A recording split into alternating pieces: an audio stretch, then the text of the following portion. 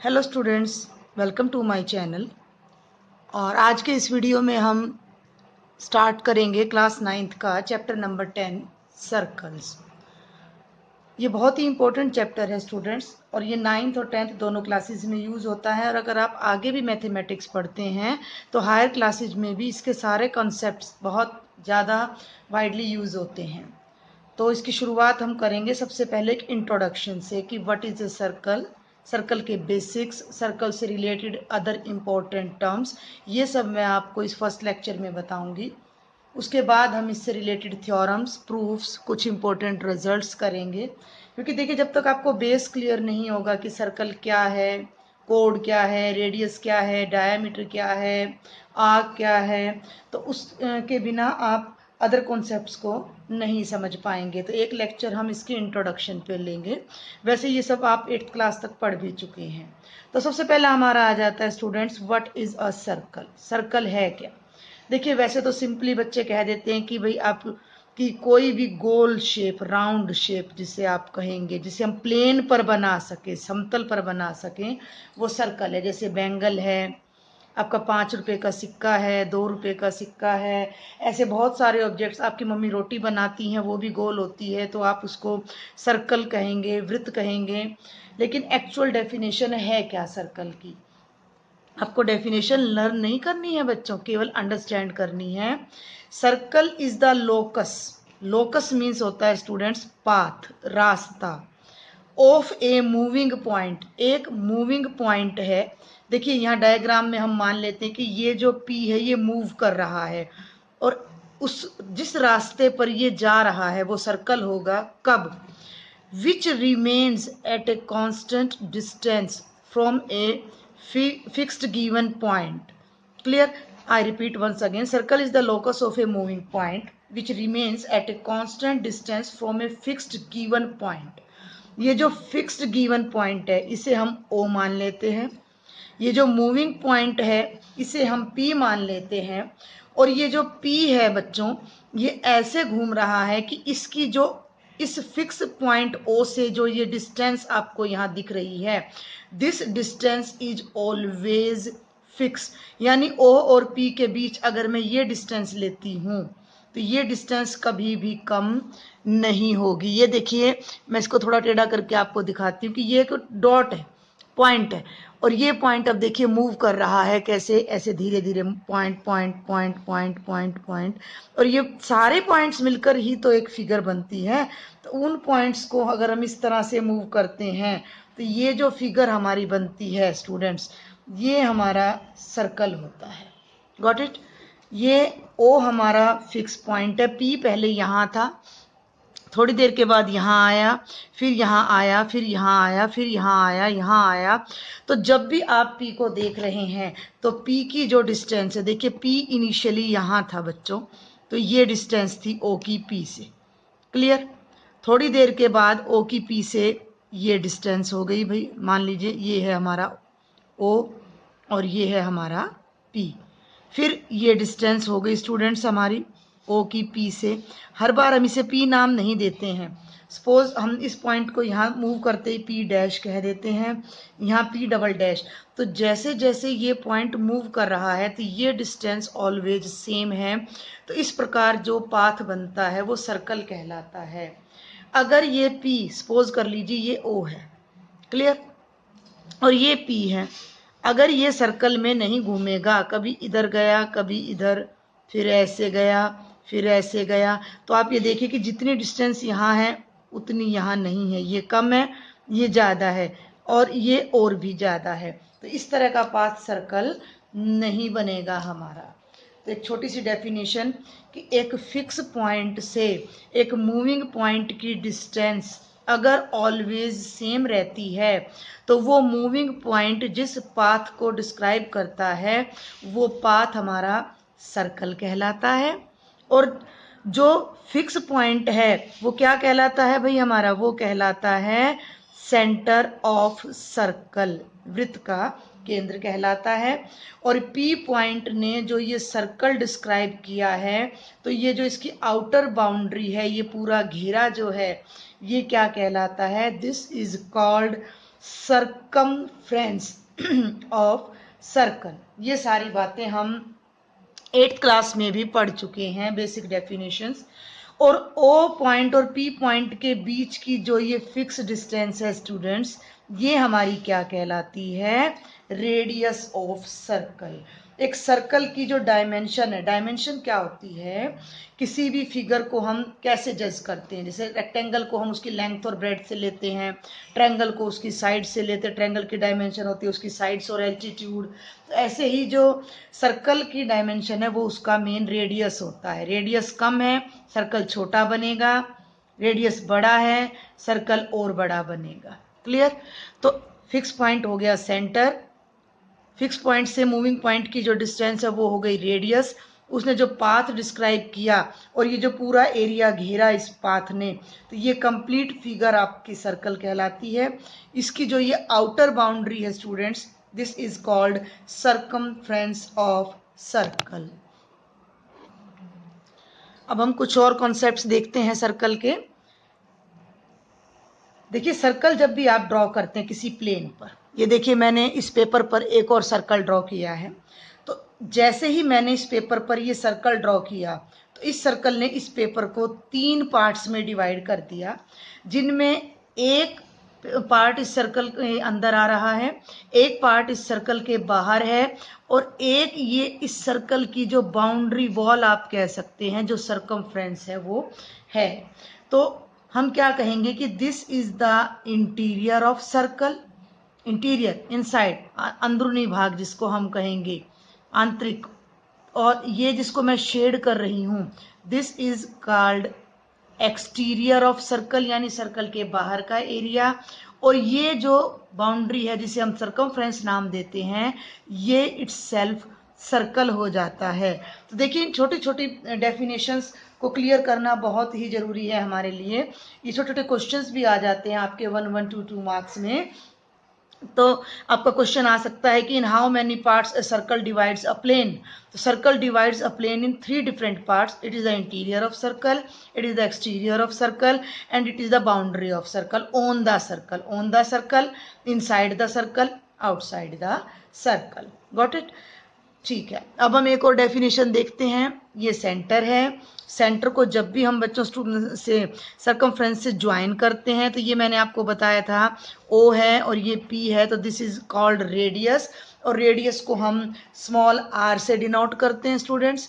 और अगर हम रेडियस को डबल कर दें, इतना ही रेडियस यहाँ भी कर दें, तो ये कंप्लीट पी क्यू, ये आपका क्या कहलाता है भाई?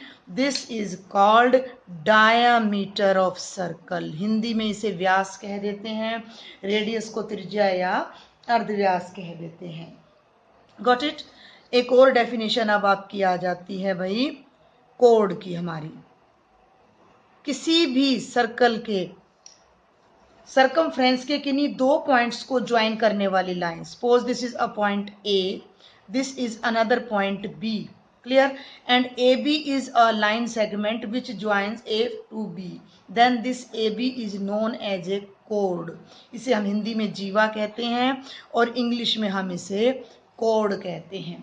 तो ये देखिए कि एक सर्कल में केवल एक ही कोड नहीं हो सकती है, इस तरह की आप इनफाइनाइट कोड्स स्टूडेंट्स ड्रॉ कर सकते हैं। ये भी कोड है, ये भी कोड है, ये भी कोड है, आप ऐसे ले रहे हैं तो भी कोड है, ये भी एक कोड है। इस सर्कल में मैं बताऊं तो आपको देखिए ये भी कोड है और ये भी आपका कोड है। क्लियर? तो क्या ये भी एक कोड है भाई? अब क्वेश्चन अराइज होता है कि क्या ये पी क्यू भी एक कोड है? यस भाई। डेफिनेशन ऑफ कोड क्या है? सर्कमफ्रेंस के किन्हीं 2 पॉइंट्स को ज्वाइन करने वाली लाइन कोड है। तो ये भी तो सर्कमफ्रेंस है, और उस पर एक पॉइंट ये है पी, एक पॉइंट ये है क्यू, और ये पी क्यू एक लाइन है जो इनको ज्वाइन कर रही थी, ये भी एक कोड है। But this is the largest code of the circle. तो यहाँ हमारे पास एक छोटा सा कॉन्सेप्ट आ जाता है कि diameter, diameter is the largest code of circle. Got it? तो ये हमारा कोड का कॉन्सेप्ट आ जाता है। अच्छा, अब एक क्वेश्चन ये आता है कि भाई क्या एक ही डायामीटर होता है किसी सर्कल में? नो, एक ही डायामीटर नहीं होता है। आप यहाँ एक कोड, लॉन्गेस्ट कोड ड्रॉ कर लीजिए भाई, तो ये भी एक हमारा डायामीटर हो गया और भाई ये भी एक हमारा डायामीटर हो गया। क्लियर?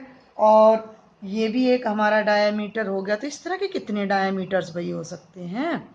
इनफाइनाइट डायमीटर्स हो सकते हैं स्टूडेंट्स, क्योंकि एक पॉइंट से इनफाइनाइट लाइंस पास करती हैं। तो सर्कल की सेंटर से पास होने वाली हर कोड हमारी क्या होगी? डायमीटर होगी। तो एक सर्कल के बहुत सारे डायमीटर्स हम ड्रॉ कर सकते हैं। ये ड्रॉ करने की बात चल रही, डायमीटर की लेंथ की बात नहीं चल रही है। एक सर्कल के रेडियस की लेंथ फिक्स होगी, उसके डायमीटर की लेंथ भी फिक्स होगी। क्वेश्चन ये है कि हम कितने डायमीटर ड्रॉ कर सकते हैं।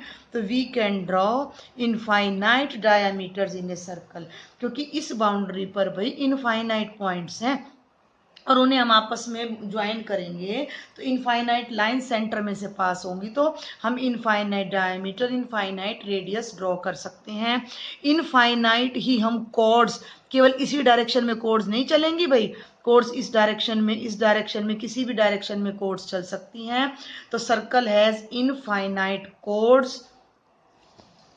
देखिए, circle has, a circle has infinite chords, infinite diameters, infinite radius. Okay, समझ आ रहा है भाई आपको? ये कोई भी आपको डाउट है then please write me in the comment box, और मैं आपके सारे डाउट्स दूर करूंगी। तो ये बहुत छोटी छोटी बातें हैं, बट ये बड़ी इंपॉर्टेंट बातें हैं। जिन बच्चों को ये कॉन्सेप्ट क्लियर है बहुत अच्छी बात है, जिन्हें नहीं है वो इन्हें जरा अच्छे से समझेंगे। अब हम आर्क देखते हैं स्टूडेंट्स। आर्क क्या है? देखिए, जब भी आप कंपास को लेकर और उसमें पेंसिल लगाकर एक छोटा सा ये ऐसे भी ड्रॉ करते हैं तो this is an arc. Circle भी एक आर्क है जो कि लास्ट में अपने ही एंड पॉइंट पे जाके मीट करती है। तो ये देखिए, मैं आपके लिए इसको डार्क कर रही हूँ। तो इसको जब मैं डार्क कर रही हूँ तो ये एक पॉइंट हो गया ए, और ये अनदर पॉइंट हो गया बी, और ए से बी तक ये जो रोटेट होके पाथ हमने डिस्क्राइब किया है, ए ने बी तक जाने के लिए जो रोटेशनल पाथ डिस्क्राइब किया है, ये एक आर्क है। क्लियर? आर्क कितनी छोटी भी हो सकती है। आप एंगल ड्रॉ करते थे छोटी क्लासेज में, तो हम ऐसे आर्क ड्रॉ करते थे कि एक स्ट्रेट लाइन ले ली, एक आर्क ड्रॉ की, दूसरी आर्क ड्रॉ की। हम बाइसेक्ट करने के लिए भी भाई आर्क्स ड्रॉ करते हैं। तो ये एक कंप्लीट आर्क है जो सर्कल में कन्वर्ट हो जाती है, और ये एक स्मॉल आर्क है। अब आप ये देखिए कि ये भी आर्क है, और अगर मैं यहाँ कंपास रखकर, ये तो क्या था भाई, देखिए ध्यान से, ए बी तक गया है, ठीक है। अब मैं क्या करती हूँ कि बी पे कंपास रखकर मैं ऐसे रोटेट करती हूँ, तो भाई बी भी तो ए तक जा रहा है, तो क्या ये आर्क नहीं है? है भाई, क्वेश्चन अराइज होता है कि क्या ये आर्क नहीं है? Yes, it is also an arc. लेकिन ये अपनी क्या है भाई? माइनर आर्क है। स्मॉल को माइनर बोल देते हैं, माइनर आर्क, छोटी आर्क है ये अपनी। और भाई स्टूडेंट्स, ये वाली अपनी जो इस ए से बी से ए तक यहाँ गई, या ए से बी तक इस पाथ से आई है, ये अपनी क्या हो जाती है स्टूडेंट्स? Major arc. क्लियर? समझ आ रहा है आपको? अभी हम कोड के बारे में एक दो बातें और डिस्कस करेंगे। सपोज कर लीजिए ये मैंने एक कोड यहाँ ड्रॉ कर दिया, आपकी पी क्यू कोड मैं ले लेती हूँ। This is point P, this is Q. तो ये जो कोड है ये इस सर्कल को दो पार्ट्स में डिवाइड कर रही है। यू कैन इजीली सी कि यहाँ हमने जब कोड ड्रा की तो एक तो सर्कल का ये अपर पार्ट रह गया और एक सर्कल का ये लोअर पार्ट यहाँ रह गया। क्लियर?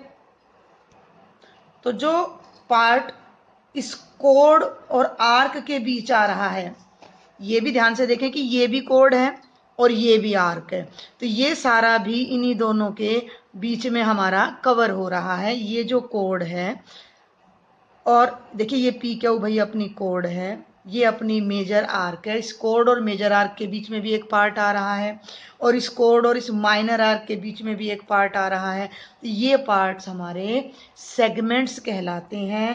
तो ये अपना हो गया भाई माइनर सेगमेंट, और स्टूडेंट्स ये बड़ा है इसलिए ये हो जाएगा मेजर सेगमेंट। Got it.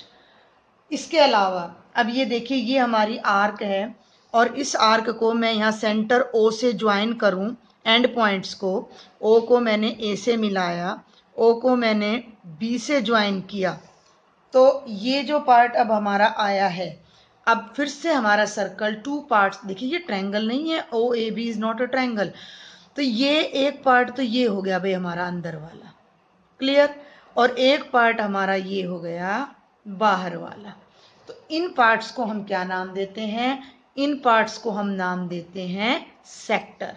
तो ये जो बड़े वाला है, ये देखिए मेजर आर्क, तो ये बाउंड्री वॉल है केवल, क्लियर, और ये मेजर आर्क और रेडियस के बीच में, इन दोनों रेडियस के बीच में जो ये हिस्सा आ रहा है, ये हमारा कहलाता है मेजर सेक्टर, और ये वाला हिस्सा भी हमारा कहलाता है minor sector. Got it, clear हो रहा है आपको।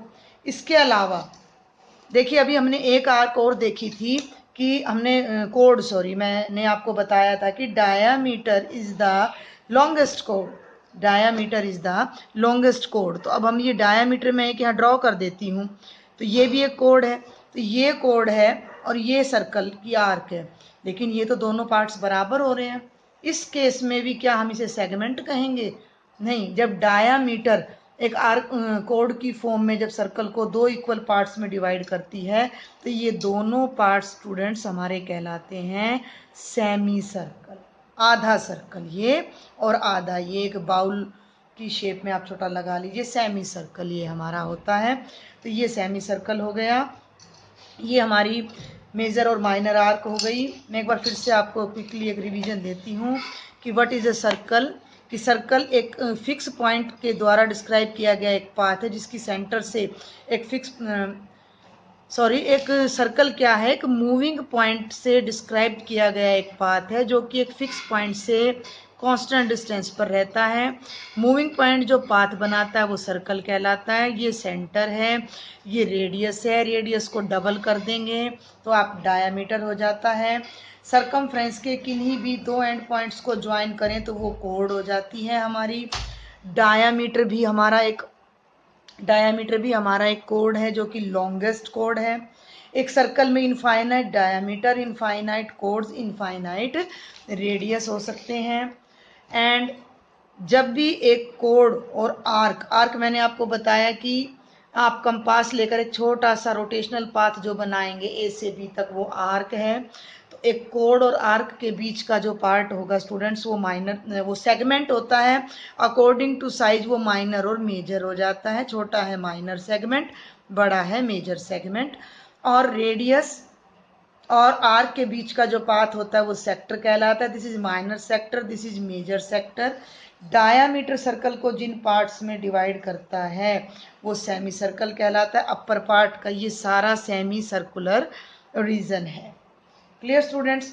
तो ये एक आपका इंट्रोडक्टरी चैप्टर मैंने आपको थोड़ा सा लेक्चर दिया है आपको सर्कल के लिए, और इस बेस पर मैं चाहूँगी कि आप अपने चैप्टर की 10.1 एक्सरसाइज को एक बार ट्राई करें।